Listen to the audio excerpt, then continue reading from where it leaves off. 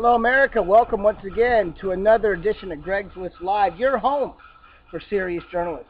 In fact, if serious journalism was the Ames straw poll, we would be Michelle Bachmann.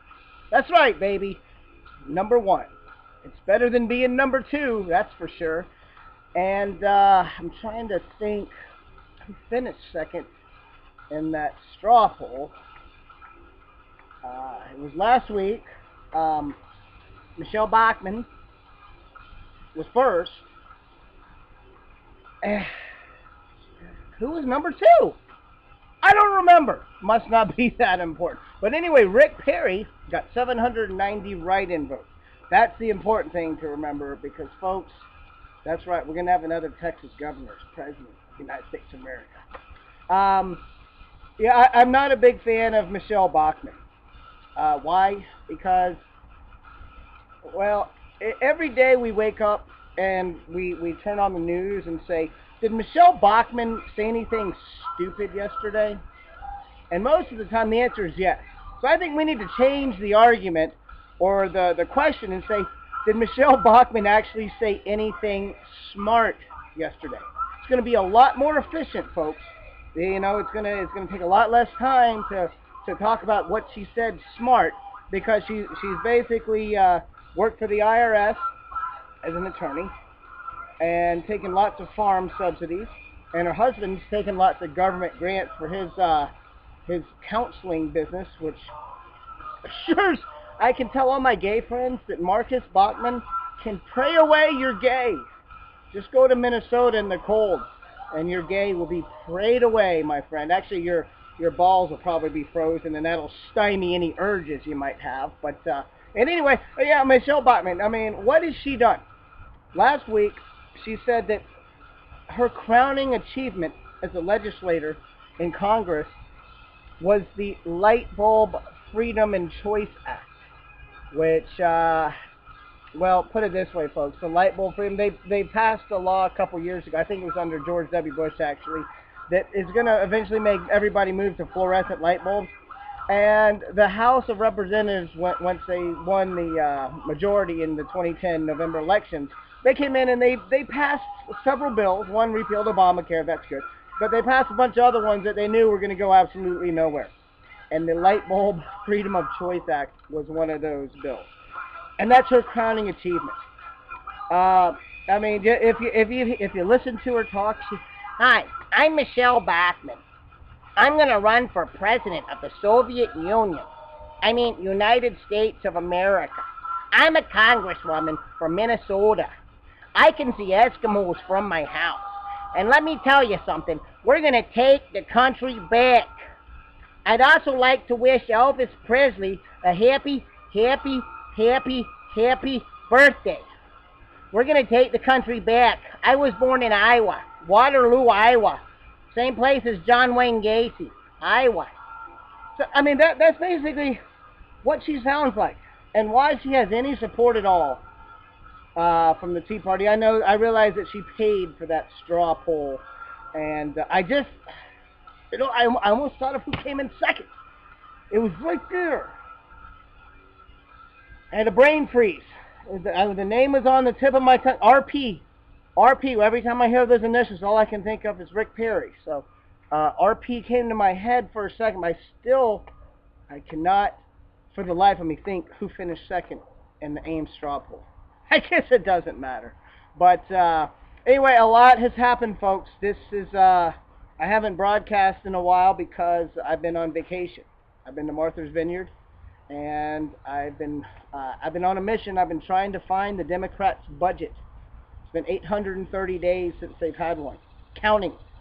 And yeah, my show, the last broadcast I had was July 1st, and today is August 18th or 19th. So that's only 49 days, folks. That pales in comparison to the Democrats' lack of a budget. 830 days, folks. So I don't want to hear anything from anybody saying that Greg's List, oh, Greg, you're slipping on us. You're not staying on top of the issues. Now, there has been a ton of issues that have come by.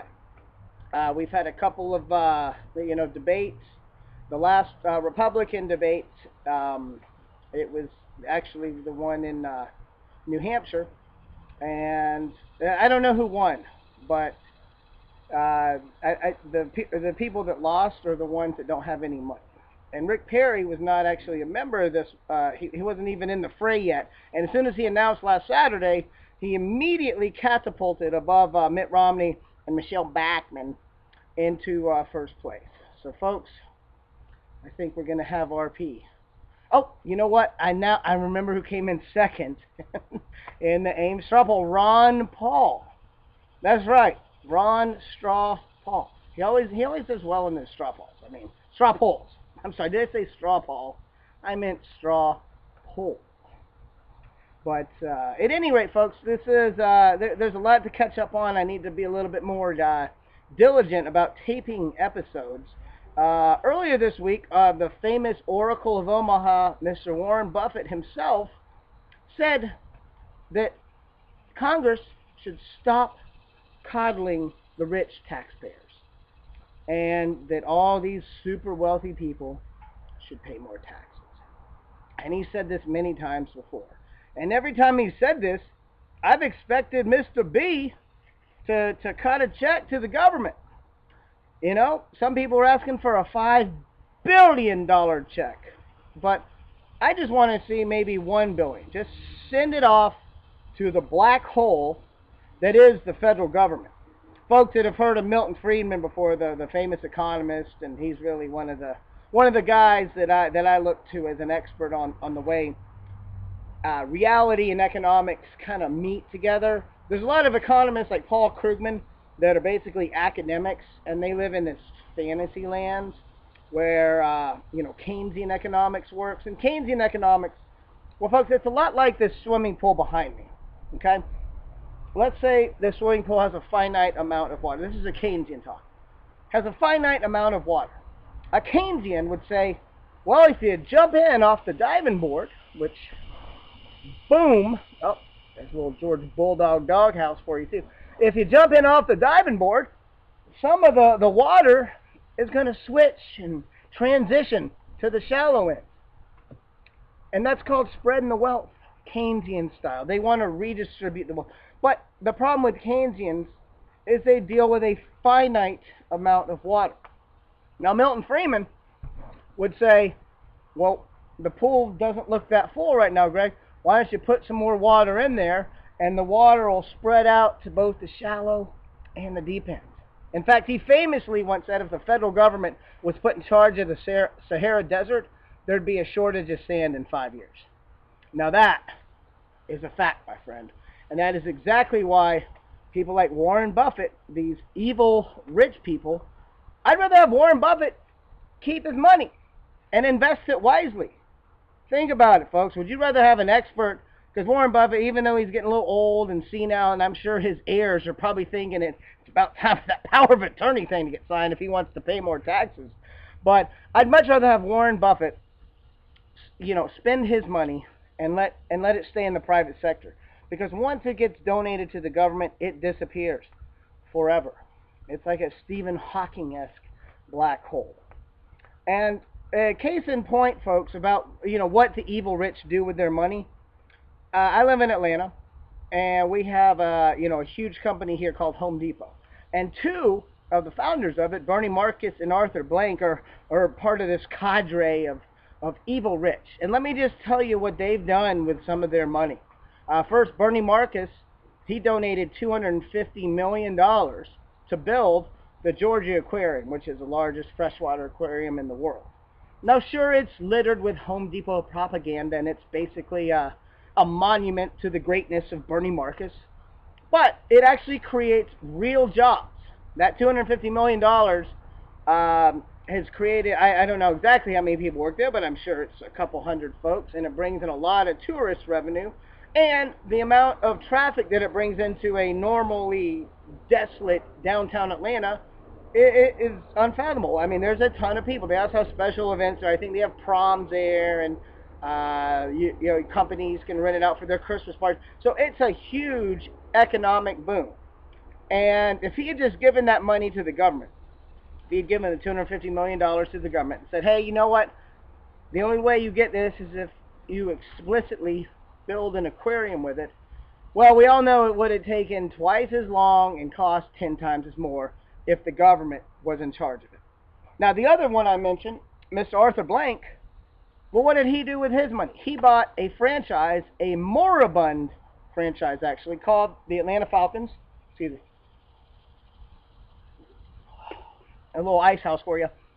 And he bought the Atlanta Falcons for $545 million and turned that team into, probably the best franchise in Atlanta right now. The Braves have been a little bit boring lately. The Hawks and, well, the Thrashers. Oh, bye-bye, Thrashers.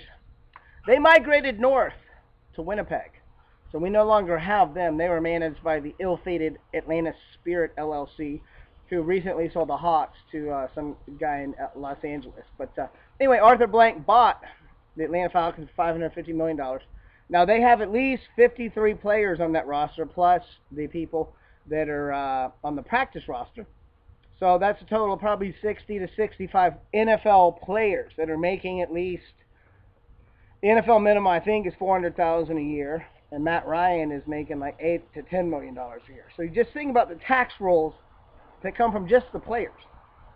And also consider they have a staff 8 times a year at least. The Georgia Dome gets packed, which probably brings in anywhere from $50 to $100 million in revenue into the city of Atlanta.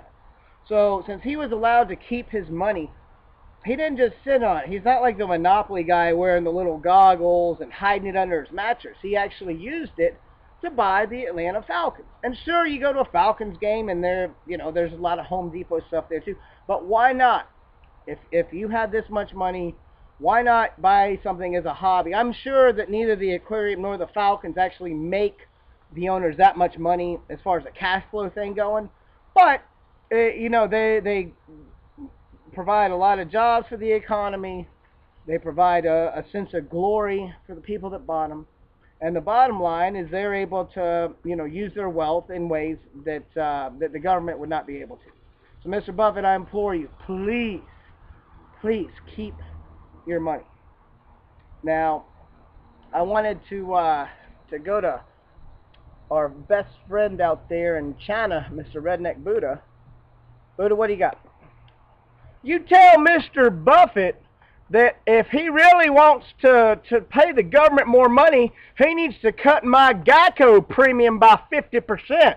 I bet you that little gecko's been skipping out on taxes. I saw him on the beach with Charlie Rangels. I saw it was that TMZ TV show, and he was hanging out there. Well, thanks for keeping an eye on the cable news and the TMZ for us there, Buddha. But you're right. If Buffett really wanted to stimulate the economy instead of preaching to other billionaires that, oh, you got to pay more taxes, he should cut Geico premiums by 50%. Sam, what do you think about this? I've been a big fan of Warren Buffett ever since he was first called the Oracle of Omaha, and he didn't buy into the technology boom back in the late 90s. I mean, he knew that Pets.com, with a frickin' sock puppet as their mascot, was not worth $1 billion in shares. And I've got to give him credit, because I am a little bit envious. I did try out to be the mascot for Pets.com, and they shunned me for a sock monkey. So I've always been bitter, but I've always had Warren Buffett as special regard in my eyes. Well, good. I'm glad that you were able to kind of take your revenge on one of the evil rich, Sam. And man, you know what? It's unbelievable. I can't believe I've already gone through 15 minutes of tape here. I got my dogs out here keeping me company.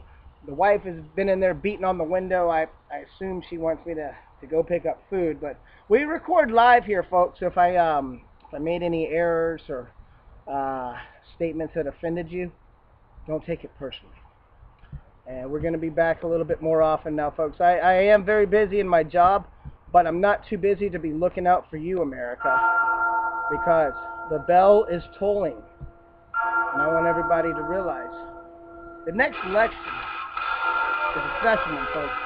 Help us fight domestic communism by putting a Republican in office. Right now, I think that guy is Rick Perry. He's got the best shot to win.